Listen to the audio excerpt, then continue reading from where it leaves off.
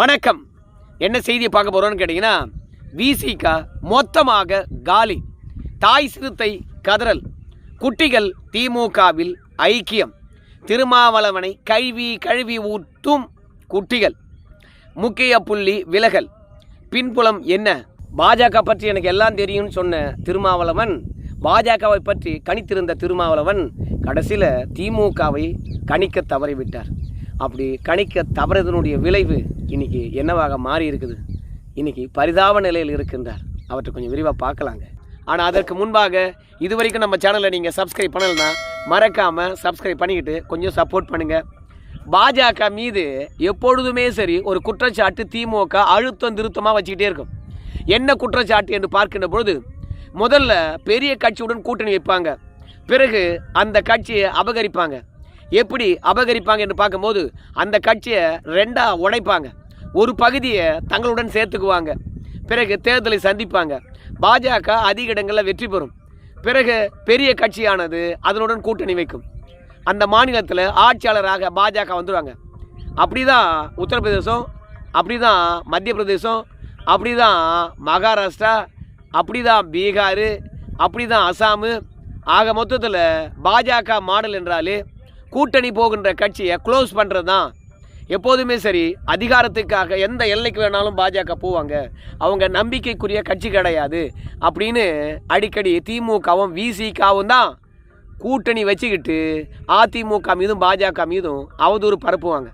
இந்த தேர்தலில் கூட ஒரு விஷயத்தை அழுத்தம் திருத்தமாக விசிக தலைவரும் அப்புறம் கனிமொழி அவர்களும் நம்முடைய மு.க. ஸ்டாலின் அவர்களும் உதயநிதி ஸ்டாலின் அவர்களும் சொன்னாங்க, எப்படி பீகாரில் நிதிஷ்குமாருக்கு ஒரு நிலை ஏற்பட்டதோ அதே மாதிரி இந்த தேர்தல் முடிந்த பிறகு எடப்பாடி பழனிசாமிக்கு அந்த நிலை ஏற்பட போகுது அப்படின்னு சொன்னாங்க.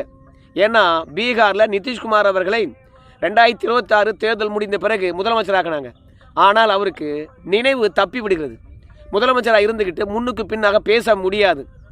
அது மட்டும் இல்லை, நிதிஷ்குமார்கிட்ட போடப்பட்ட ஒப்பந்தமே இந்த முறை நாங்கள் ஆட்சி கட்டில்ல, ஏன்னா சென்ற முறை 47 இடங்கள் தான் வெற்றி பெற்றீர்கள், இருந்தாலும் உங்களை முதலமைச்சராக நிறுத்தி வைத்து அழகு பார்த்தோம், ஆனால் இந்த முறை பெரும்பான்மையாக நாங்கள் வெற்றி பெற்றிருப்பதனால நாங்கள் முதலமைச்சராக இருக்கிறோம் அப்படின்னு கேட்டுக்கொண்டதன் காரணமாகத்தான் அவரை மேலவை எம்பி ஆக்கிவிட்டு இப்போது பாஜக முதலமைச்சராக இருக்குது. கிட்டத்தட்ட 20 ஆண்டு காலத்துக்கு பாஜக நிதிஷ்குமாருக்கு தான் ஆதரவளித்தது. கம்மியான இடங்களை வெற்றி பெற்றிருந்தாலும் அவரை முதலமைச்சராக்கி அழகு பார்த்தது. இந்த முறை நிதிஷ்குமார் அவர்களை விட்டு கொடுத்துருக்கின்றார். பாஜக அபகரிக்கவும் இல்லை, அதே மாதிரி அவரை மிரட்டி ஒடுக்கி வழக்குகள் போட்டு வதைத்து, இல்லை நட்பாக பேசி துரோகம் செய்து ஆட்களை இழுத்து கட்சியை உழைத்து அழகு பார்க்கவே இல்லை. பேச்சுவார்த்தை மூலமாக பிரச்சனைக்கு தீர்வு கண்டிருக்கின்றார்கள். பாஜக பீகாரில் ஆட்சி ஆளுது. ஸோ அந்த கட்சி நேசத்துடன் இருக்கிறது, நம்பிக்கையுடன் இருக்குது. ஆனால் அதன் மீது தான் அவதூறு பரப்புவாங்க. ஆனால் திமுக தான் கட்சிகளை கரைப்பதாக இருந்தாலும் சரி, அபகரிப்பதாக இருந்தாலும் சரி, ஆட்டையை போகிறதா இருந்தாலும் சரி, திமுக தான். திமுகவுடன் இருந்த எல்லா கட்சிகளும் தங்களுடைய சுயத்தை இழந்து விட்டிருக்கின்றன. குறிப்பாக அவங்களுடைய வாக்கு வங்கியை சுத்தமாக இழந்து விட்டு இருக்கிறது.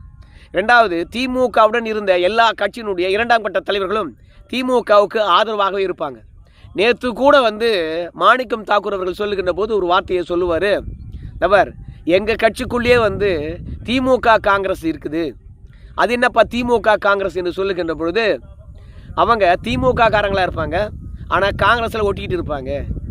ஏன்னா காங்கிரஸ் விட்டு போகவும் மனசில்லை, ரெண்டாவது காங்கிரஸ் திமுக விட்டு போகாமல் பார்த்துக்கிறதும் அவங்க வேலை. அதனால் திமுக காங்கிரஸ் எங்ககிட்டயே இருக்கிறது, ஆனால் அவங்களையெல்லாம் களை எடுக்க வேண்டும் என்பதற்காகத்தான் ராகுல் காந்தி அவர்கள் களமிறங்கியிருக்கின்றார்.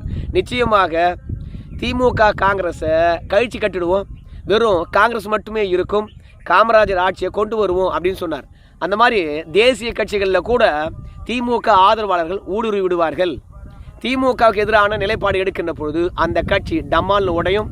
அப்படி இல்லையா, முக்கிய புள்ளிகள் அங்கிருந்து விலகி திமுகவில் வரிசையாக இணைவார்கள். ஆனால் இன்னைக்கு அந்த மாதிரியான நிலை விசிகாவுக்கு ஏற்பட்டிருக்கிறது. தொல் திருமாவளவன் அவர்கள் தான் சொல்லுவார், இந்த திமுக விசிக கூட்டணியை திமுக மட்டும் உருவாக்கலை, விசிகாவும் இணைந்து உருவாக்கி இருக்குது. ஏன் தெரியுமா? கொள்கை கூட்டணி. என்ன கொள்கை? மதசார்பற்ற கொள்கை, பன்முகத்தன்மை. பாஜக ஆட்சிக்கு வந்துடக்கூடாது, மதவெறியை தடுக்கணும், சாதி வரியை ஒடுக்கணும், அதனால் கொள்கையால் இணைந்திருக்கக்கூடிய இந்த கூட்டணி விட்டு நாம் வெளியே போகவே மாட்டோம். ஏன்னா இந்த கூட்டணி உருவாக்குனதில் விசிகாவுக்கும் பங்கு இருக்குது அப்படின்னு சொல்லிட்டு திமுகவுக்கு முட்டு கொடுத்து கொண்டு இருந்தார். தன் கட்சி கரைவதை அவர் லேட்டாக தான் கண்டுக்கிட்டார்.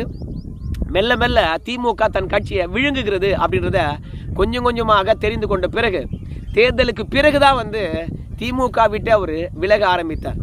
அந்த விலகல் எப்படி இருந்ததுன்னு பார்க்கும்போது கம்யூனிஸ்ட் கட்சிகளும் காங்கிரஸும் விஜய்க்கு ஆதரவளிக்கின்ற பொழுது நாமளும் கம்யூனிஸ்ட் கட்சியினுடைய அடி ஒட்டி விஜய்க்கு ஆதரவளிக்கின்றோம் அப்படின்னு சொன்னார். அதோட திமுக கூட்டணியில் தான் நாம் தொடர்கின்றோம். இருந்தாலும் ஜனநாயக முறைப்படி மக்களால் தேர்ந்தெடுக்கப்பட்ட அரசாங்கமானது தமிழகத்தை ஆள வேண்டும், குடியரசுத் தலைவர் ஆட்சி வந்துவிடக்கூடாது என்பதற்காக விஜய்க்கு ஆதரவளிக்கின்றோம், வெளியிலிருந்து தான் ஆதரவு அப்படின்னாரு. ஆனால் இப்போது திருமாவளவன் அவர்களை பொறுத்த வரைக்கும் அமைச்சரவையிலும் இடம்பெற்று விட்டார். இப்படி அமைச்சரவையில் இடம்பெற்றதுக்கான காரணம் திமுக தன்னுடைய கட்சியை விழுங்கிக்கிட்டு வருது அப்படின்னு நல்லா தெரிஞ்சிடுச்சு.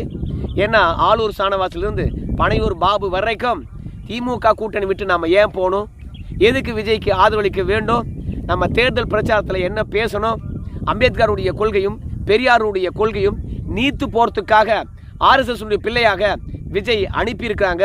ஸோ விஜய் வந்திருக்கின்றார், திரைக்கவர்ச்சி மூலமாக மக்களை திசை திருப்பி விடலாம் என்று நினைக்கின்றார். அதுக்கு நாம் ஆட்பட்டு விடவே கூடாது. அம்பேத்கரிசமும் பெரியாரிசம் மட்டுமே இந்த மண்ணில் இருக்க வேண்டும். மக்களுக்கானவற்றை செய்வதற்கு கவர்ச்சி ஒருபோதும் பயன்படாது. கவர்ச்சிக்கு பின்னாடி நம்ம போகக்கூடாது. அதே மாதிரி விசிகாவில் இருக்கிற அத்தனை பேரும் கொள்கையால் இணைந்தவன். அம்பேத்கர் பெரியார் பிள்ளைகள் பேரன்கள் அவங்க யாரும் போக மாட்டாங்க அப்படின்னு அழுத்தம் திருத்தமாக பேசியிருந்த தோல் திருமாவளவன் அவர்கள் திடீர்னு விசிகா நிலைப்பாடு மாறி விஜய்க்கு ஆதரவளித்ததும், இரண்டாவது மந்திரி சபையிலே போய் இடம்பெற்றதும் ஆளூர் சாணவாசு பனையூர் பாபு போன்றவங்களுக்கு ஏற்புடையதாகவே இல்லை. RSS பெற்ற பிள்ளையா இல்லையா? அந்த கொள்கையில் நீங்கள் உறுதியாக இருக்கிறீங்களா இல்லையா? விஜயை பாஜக இயக்குதா இல்லையா? ஆமான்னு சொல்கிற திருமாவளவன் எதற்காக அந்த ஆட்சியை காப்பாற்ற வேண்டும்? நம்ம கொள்கையிலிருந்து ஏன் விலகணும்? அதனால் குழப்பமான முடிவில் இருக்கின்றார் திருமாவளவன். நான் அந்த கட்சியில் இருக்கவே மாட்டேன். கொள்கை சார்ந்து இயங்கின இந்த மனுஷன் பதவி ஆசை காரணமாக அங்கே போய் சேர்ந்துட்டாரு, பணத்தாசை காரணமாக அங்கே போய் சேர்ந்துட்டாரு.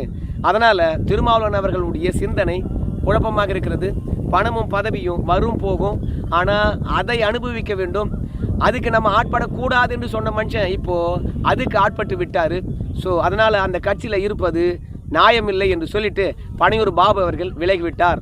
பனையூர் பாபு விலகினதுக்கு இன்னொரு காரணமும் இருக்குது. என்னன்னு கேட்டிங்கன்னா அதுதான் திமுக அசைன்மெண்ட்டு. விசிகா எப்படியா இருந்தாலும் சரி தவேகாவுடன் தான் போகும். ஏன்னா அமைச்சரவையில் இடம்பெற்று விட்ட பிறகு நிச்சயமாக திமுக கூட்டணிக்கு வர முடியாது. அடுத்தடுத்த தேர்தலுக்கு 5 ஆண்டுக்கு வர முடியாது. இல்லை அமைச்சரவையில் இருக்கிற வரைக்கும், கூட்டணியில் இருக்கிற வரைக்கும் அங்கிருந்து வரவே முடியாது. அதனால் திமுகவுக்கு தாழ்த்தப்பட்ட ஒரு வாக்கு விழுமா விழாதா என்று தெரியல. அதனால் தாய் சிறுத்தையை கதற விட்டு குட்டிகளை நம்ம பக்கம் அழைத்து கொள்ளணும். அந்த குட்டிகள் ஊடக வெளிச்சம் பெற்றதாக இருக்கணும். திருமாவளவன் சொன்னால் கூட, அதாவது திமுக மீது திருமாவளவன் அவர்கள் புகார் சொன்னால் கூட இந்த குட்டி சிறுத்தைகள் மூலமாக திருமாவளவன் கருத்தை சிதறடிக்கணும். அதனால் விசிகாவிலிருந்து திமுக ஆதரவாளர் யார் யார் இருக்காங்களோ அத்தனை பேரும் தூக்கு, திமுக இணை அப்படின்னு சொல்லிட்டு திமுக அசைன்மெண்ட் காரணமாக பனையூர் பாபு அவர்கள் இன்னைக்கு திமுகவில் ஐக்கியமாக போகிறாரு. கட்சி விட்டும் விலகிட்டார். நேற்று விரிவான அறிக்கை வெளியிட்டிருக்கின்றார். திருமாவளவனுடைய குழப்பமான முடிவும் குழப்பமான மனநிலையும் அப்படின்னு சொல்லிட்டு. அது மட்டும் கிடையாது, பனையூர் பாபுவை பொறுத்த வரைக்கும் விசிகாவில் முக்கியமான இடத்துல இருந்த மனுஷன்தான். சென்னை மண்டலம் முழுவதும் அவர் பொறுப்பில் தான் இருந்தது. அதே மாதிரி மத்திய சென்னையினுடைய தொகுதி பொறுப்பாளராகவும் பனையூர் பாபு இருந்தார். அது மட்டும் கிடையாது, செய்யூர் தொகுதியில் 2021 2026 வரைக்கும் வெற்றி பெற்று சட்டமன்ற உறுப்பினராகவும் இருந்தார். அவர் 2021 2026 வரைக்கும் இந்த பனையூர் பாபுக்கு ஒரு எண்ணம் இருந்தது. என்ன என்று பார்க்கும்பொழுது, இந்த கட்சியில் மீண்டும் நமக்கு தான் வாய்ப்பு தருவாங்க, நல்லது செஞ்சுருக்கோம். அது மட்டும் இல்லை, திமுக கிட்ட போய் எனக்கு மீண்டும் செய்யூர் கொடுங்க அப்படின்னு கேட்டிருக்காரு இந்த பனையூர் பாபு. உனக்கு இல்லாதா எடுத்துங்க தம்பி அப்படின்னு திமுக சொல்லியிருக்குது. ஏன்னா பனையூர் பாபு அவர்கள் விசிகாவுடன் நெருக்கமாக இருந்ததை விட திமுகவுடன் ரொம்பவே நெருக்கமாக இருந்தார். நம்ம ஏற்கனவே ஒரு வீடியோ வெளியிட்டிருந்தோம். அடடா, விசிகா ஒட்டுமொத்தமாக திமுக எடுத்து விழுங்கிடும் போல் இருக்குது, அப்படியே உண்டு செரித்திடும் போல் இருக்குது.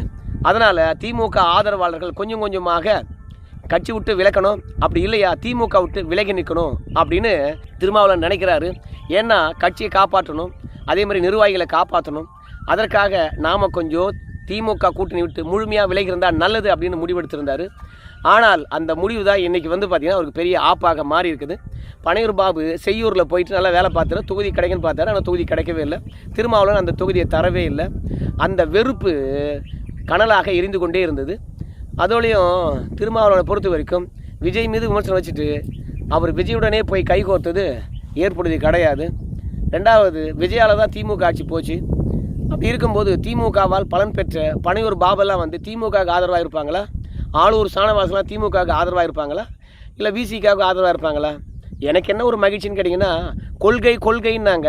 ஆனால் அந்த கட்சியில் இருந்த இரண்டாம் கட்ட தலைவர்களுக்கு கொள்கை பற்றி தெரியல, அம்பேத்கரிசம் என்னன்னு தெரியல. அடித்தட்டு மக்களுக்கு அரசியலை கொண்டு போய் சேர்க்கணும் என்பதற்காக பதவி ஆசைலாம் இல்லாமல் வேலை பார்க்கக்கூடிய ஒரு இயக்கம் விசிகான்னு சொன்னாங்க. ஆனால் இன்றைக்கி பதவி ஆசை மோகம் கொண்டு எங்களுடைய கொள்கையே வந்து ஆட்சியிலும் அதிகாரத்திலும் பங்கு, கூட்டணியில் மட்டும் பங்கு மட்டும் இல்லை, அதிகாரத்திலும் பங்கு என்று நிலைப்பாடை நாங்கள் கிட்டத்தட்ட 30 ஆண்டு காலமாக பேசி வரோம். இப்போ அதுக்கான வாய்ப்பு எங்களுக்கு கிடச்சிருக்கு, நாங்கள் போய் சேர்றோம் அப்படின்னு சொல்லிட்டு கொள்கையெல்லாம் தூக்கி போட்டு மிதிச்சுட்டு அங்கே போய் பதவி சுகத்துக்கு நிற்கும் பொழுது திமுக ஆக்டிவேட் ஆகிடுச்சு. ஏன்னா கூட்டணிக்கு விசிகா வராது. இனிமேல் அவங்களை என்ன பண்ணணுமோ அப்போ பண்ணி தான் தீரணும்னு சொல்லிவிட்டு ஒட்டுமொத்த குட்டி சிறுத்தைகளையும் திமுக பக்கம் இழுத்து விட்டது. இப்போது தாய் சிறுத்தை நம்ம திருமாவளவன் அவர்கள் கதறுகின்றார்கள். போகிறவங்கெல்லாம் வந்து பார்த்திங்கன்னா விசிக தலைவர் திருமாவளவன் அவர்கள் மீதே குற்றச்சாட்டு வச்சுட்டு போகிறாங்க. இது திருமாவளவன் மீது இருந்த பிம்பம் உடைகிறது. ஆனால் எவ்வளோ பெரிய ஆளுமையெல்லாம் சொன்னீங்க, கடைசியில் அந்த ஆள் வந்து பணத்துக்கும் பதவிக்கும் ஆசைப்படுறவனாடா, கொள்கை நிலைப்பாடு இல்லாதவனாடா, குழப்பமான மனநிலையில் இருக்கின்றாராடா, விஜய் வரை ஆட்ட வைக்கின்றாராடா அப்படின்னு திருமாவளவன் பிம்பத்தையே உடைச்சிட்டு போகிறாங்க. வன்னியரசு அவர்களை பொறுத்த வரைக்கும் பனையூர் பாபு அவர்கள் என்னப்பா திமுகவுக்கு போகிறார் பொழுது, கட்சி விட்டு விலகிட்டார் பொழுது, பல்வேறுபட்ட குற்றச்சாட்டு வச்சுருக்காருங்களே அப்படின்னு சொல்லுகின்ற போது போகிறவங்க என்ன வாழ்த்திட்டா போவாங்க, குற்றச்சாட்டு வச்சுட்டு தான் போவாங்க, அவங்களாம் சுயநலவாதிகள் அப்படின்னு சொல்லிட்டு போகிறார். அமைச்சர் பதவி பெற்று விஜயுடன் போய் ஒட்டிக்கிட்டு இருக்கின்ற இந்த வன்னியரசு அவர்கள் விஜய் மீது வைத்த விமர்சனங்கள் கொஞ்சம் நெஞ்சம் கிடையாது. இன்றைக்கி சமூக வலைதளம் முழுவதும் வன்னியரசு அவர்கள் விஜய் மீது வைத்த விமர்சனங்கள் என்ன என்பது தான் ஆராய்ச்சி நடத்திட்டு இருக்காங்க. வன்னியரசு அவர்கள் விஜய் மீது வைத்த விமர்சனத்தின் வீடியோக்கள் சமூக வலைதளத்தில் சுற்றிக்கிட்டே இருக்குது. மொத்தத்தில் கடந்த கால நிலைப்பாடெல்லாம் மறந்துட்டு விஜயுடன் கைகோர்த்திருக்கின்ற வன்னியரசை விட கடந்த கால நினைவுகளுடன் வந்து திமுகவிடம் பெற்ற பலனெல்லாம் மறக்காமல் விசுவாசமாக திமுகவிலேயே போய் ஐக்கியமாகின்ற விடுதலை சிறுத்தை கூட்டுகள் எவ்வளோ மேல் என்று நான் நினைக்கிறேன். மொத்தத்தில் விசிகாவும் விரும்பப்படாத கட்சி தான், ரெண்டாவது திமுகவும் நாம் விரும்பாத கட்சி தான். இந்த ரெண்டு பேருக்கு இடையில் அடித்து கொள்ளுகின்ற நிகழ்வு விசிகாவும் பலமற்று போகும், திமுகவும் பலமற்று போகும். யார் பலம் பெறுவார்கள் என்று பார்க்கும்பொழுது தாவேகா தான் பலம் பெறும். ஏற்கனவே விசிகாவில் இந்த தொண்டர்கள் ஒட்டுமொத்தமாக தவேகாவுக்கு தாவியாச்சு, நிர்வாகிகள் திமுகவுக்கு தாவியாச்சு. மொத்தத்தில் அப்படியே கூர்ந்து பார்க்கும்போது விசிகா என்ற கட்சி மொத்தமாக காலியாக இருக்கிறது. என்னே ஆட்டம், 4 பேரை வச்சுக்கிட்டு போகிறவனெல்லாம் வந்து கட்ட பஞ்சாயத்து, நில அபகரிப்பு, அதோட அப்பாவி பெண்கள் வந்து திருமணம் என்ற போர்வையில் நாடக காதல், கேட்டால் பிசிஆர் சட்டம். அது மட்டும் கிடையாது, சமூகத்தில் ஒரு இணக்கமான சூழ்நிலை உருவாக்கவே மாட்டாங்க, மதத்தை ஏற்றுக்குவாங்க. அதாவது கிறிஸ்துவனாகவே இருக்கலாம், கிறிஸ்துவன் தமிழனாகவே இருக்கலாம், இஸ்லாமியனாகவே இருக்கலாம், இஸ்லாமியன் தமிழனாகவே இருக்கலாம். ஆனால் இந்துவாக இருக்கக்கூடாது, இந்து தமிழனாக இருக்கக்கூடாது. ஸோ மொத்தத்தில் இவங்களுக்கு இருந்தது இந்து வெறுப்பு. 4 பேரை வச்சுக்கிட்டு தமிழகம் முழுவதும் மதம் சார்ந்த கட்சிகளை சேர்த்துக்கிட்டு நாங்கள் மத சார்பற்ற கூட்டணி என்று வெளியே உளறிக்கிட்டு அது ஒரு கட்சின்னு அதுக்கு பின்னாடி 4 தொண்டர்கள் போய்கிட்டு யாரை ஏமாற்றிக்கிட்டு தமிழகத்தை அமைதியில்லாத ஒரு சூழ்நிலை உருவாக்கிட்டு இருந்தாங்க. ஆனால் அதற்கும் ஆப்பு வச்சுருக்காங்க அதே கட்சியில் இருக்கக்கூடிய குட்டி சிறுத்தைகள். இன்றைக்கி ஆதரவும் இல்லாமல், ரெண்டாவது தன்னுடைய பிம்பம் உடைந்து போய் முடங்கி கிடக்கின்றார். பனையூர் பாபு அவர்கள் வெளியேறினதுக்கு திருமாவளவன் அவர்களால் ஒரு நியாயமான பதில் சொல்ல முடியுதா? இப்போ கூட்டணியில் சேர்ந்து அமைச்சரவையில் இடம்பெற்ற பிறகு திருமாவளவன் அவர்களால் பேட்டி அளிக்க முடியுதா? அதனால் திருமாவளவன் அவர்கள் இன்றைக்கி காலி டப்பாயாக மாறி இருக்கிறாரு. அது மட்டும் இல்லாமல் விசிகாவும் காலி டப்பாவாக மாறி இருக்கிறது. ஸோ மொத்தத்தில் காலியாகி போய்விட்ட ஒரு கட்சியாக தமிழகத்தில் விசிகா இருக்கிறது. மொத்தமாக தெளிவாக பேசியிருப்பதாக நான் நினைக்கிறேன். விசிகா மீண்டும் எழுந்து வரணுமா, இல்லை முடிஞ்சதாகவே இருக்கணுமா? உங்கள் கருத்து சொல்லுங்கள். நன்றி.